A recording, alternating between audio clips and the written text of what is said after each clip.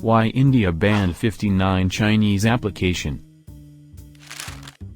The government banned 59 Chinese mobile applications, including top social media platforms such as TikTok, Helo and WeChat, to counter the threat posed by these applications to the country's sovereignty and security, it said in a press release late on Monday.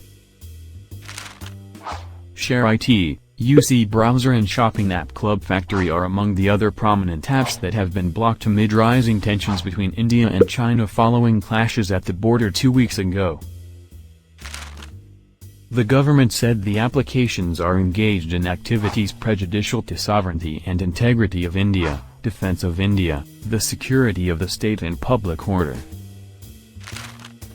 The ban has been imposed under Section 69A of the Information Technology Act read with relevant provisions of the Information Technology, Procedure and Safeguards for Blocking of Access of Information by Public, Rules 2009, it said.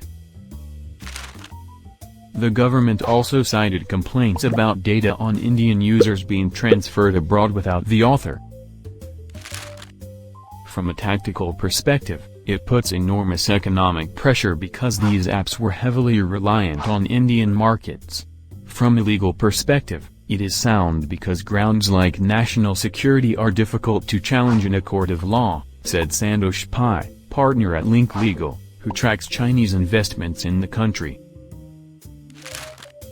If this is going to be the new state of affairs, we need to see whether Indian apps will fulfill the need or American apps will take market share.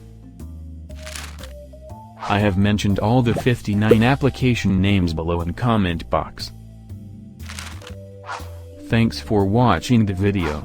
Subscribe to the Just Informed Law channel. Stay safe, stay tuned with us.